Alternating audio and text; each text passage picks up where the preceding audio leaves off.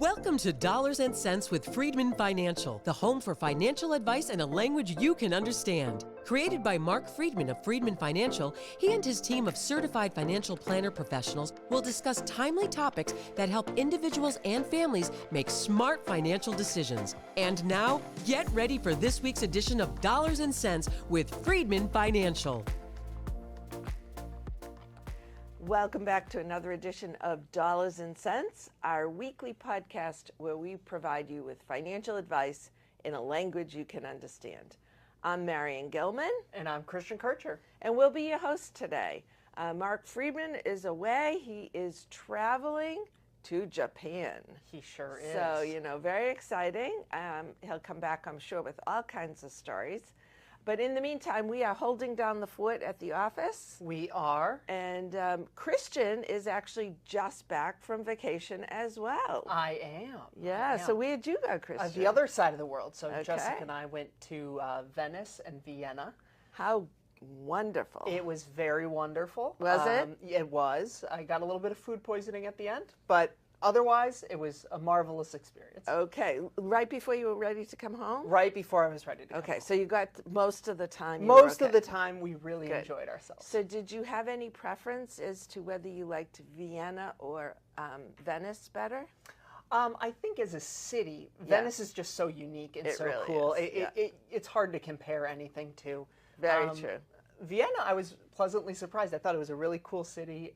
Definitely a city I feel like would be a fun place to live. Like the trains were marvelous. Yeah. There was a lot of pretty stuff, a lot of people walking around. It was a great time. Wonderful. And now you took the train from Vienna to Venice, correct? That is correct. How long did that take you? It was 8 hours. Oh, okay. But it was a very enjoyable 8 hours because it's going through the Alps. Oh, you're seeing these every once in a while. You turn a bend and there's just like this marvelous castle up on a hill. Oh, and nice. You're looking at it and figuring out. So it was a really neat travel experience too. And we needed, it was kind of in between the 2 days, and so we had like a down day where we got to ride in the train and just kind of watch the world go by. Sounds wonderful. And your stomach had, well, I guess yours didn't rebelled at the end, but but your stomach had to adjust to Viennese food versus Italian food. Very different food profiles between the heavy, very German food. You order a salad there and it's just chopped up lettuce. Yeah. There's nothing on it. It's chopped up lettuce, and then you. But it's always interesting, though, right? It definitely is interesting. And it gives you an insight into how other people live. So I'm always fascinated when I travel. Yes. And you and Jessica love to travel, We correct? certainly do. Yeah. That is actually something that a lot of us in the office really enjoy and spend a lot of our time doing that.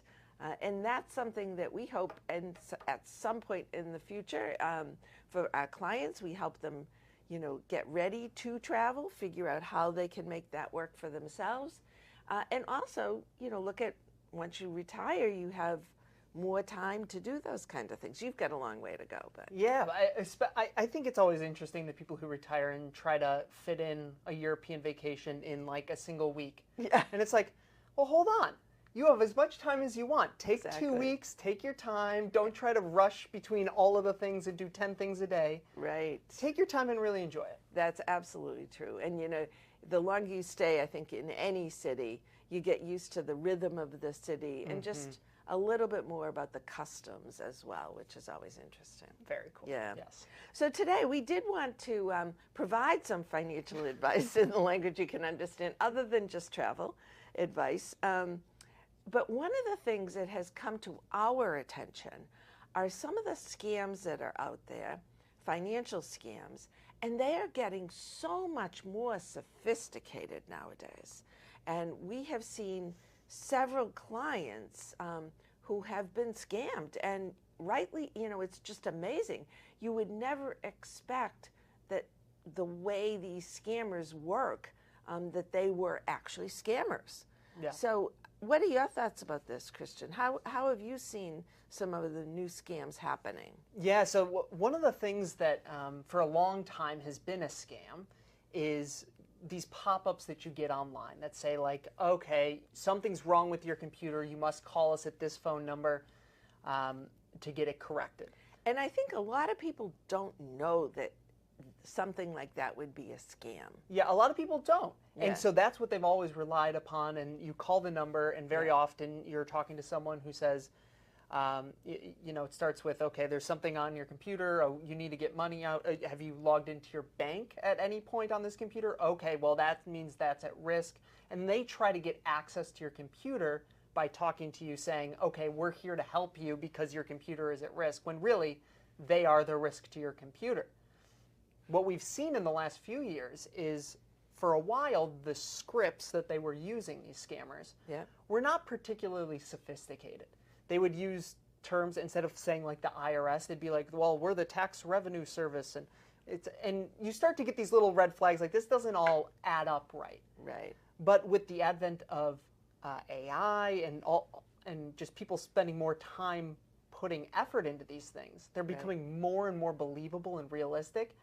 And they're getting better and better at using people's own emotions and the fear of, you know, someone getting into your computer or your bank to get them to take action and to get them money in some way.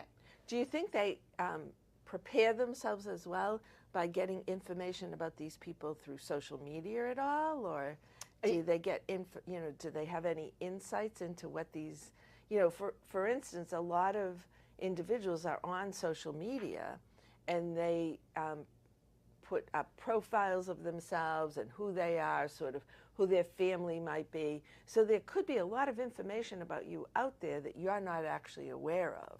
That I would expect the scammers could find out. Yes, and very often when you call and they say, okay, what's your name? And they're going to try to get as much information from you in that first moment as possible. They might ask for social, I mean, they might ask for a lot of different things. Got it.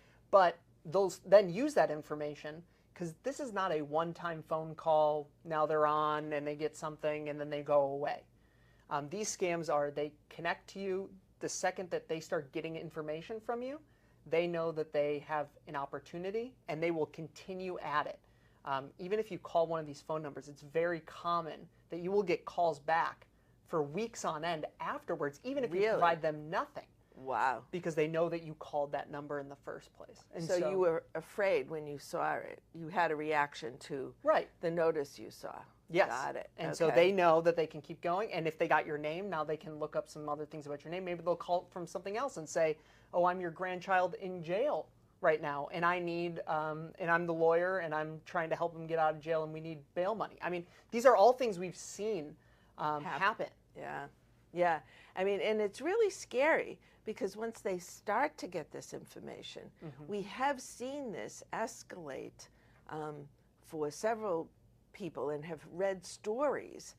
Fortunately, we haven't had anybody who's been terribly impacted by this. However, we have read stories and seen other, information about how people can lose their life savings to certain scams because they go so deep into connecting with you, I guess. Right, and they keep coming up with reasons as to why. I mean, they might say, oh, there's someone on your computer, you need to get all of your money out of your retirement accounts. That was actually in the Globe recently. There was this article that we were reading, and the person was told, okay, your retirement accounts are not safe, take all the money out. And they took all the money out as cash and were actually giving it to people who would come and pick it up at their doorstep, that they all thought was part of this big thing. And, as someone who's listening to this, you might think, well, I would never do that. But they are really good at getting people worked up and not thinking about the bigger picture. Does this even make sense? Because it's all about the next step, and they keep pumping that fear into you.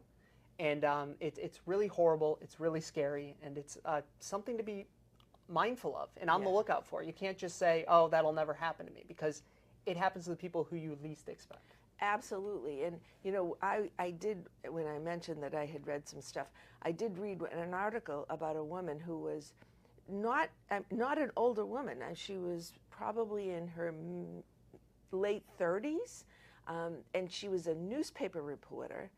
So actually should have been aware of all of this.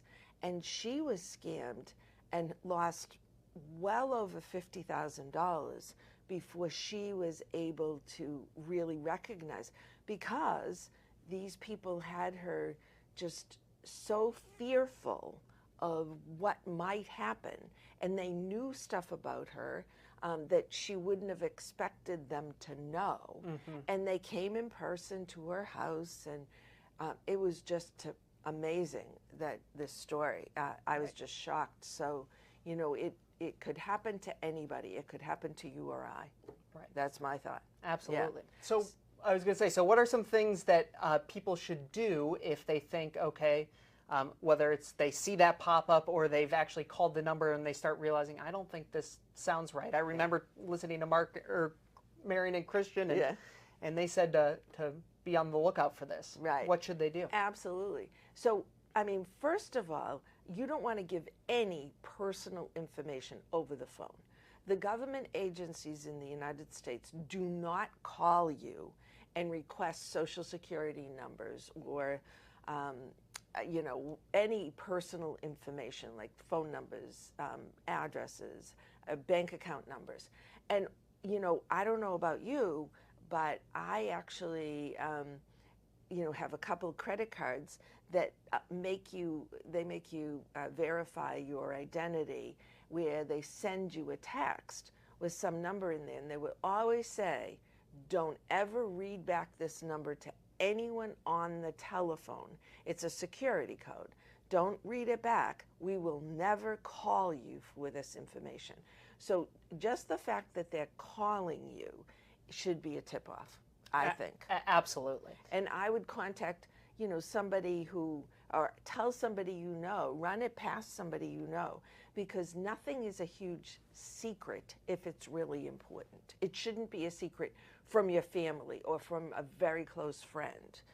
And that, I do believe that's one of the things that they will tell you. Don't tell anyone about this. Don't, make sure you don't, you know, share this with anyone. Well, that's just not the way the IRS does business, or anyone in the U.S. Right. Yeah. The secrets are not for, you know, the government in this situation. Exactly. And some people will, without being told to keep it a secret, will try to keep these things a secret because they're maybe embarrassed. They might realize, oh, I got scammed. Maybe they gave someone $500 or something. And they go, okay, that was a little bit insignificant, but I'm not going to tell anyone. I'm embarrassed by it.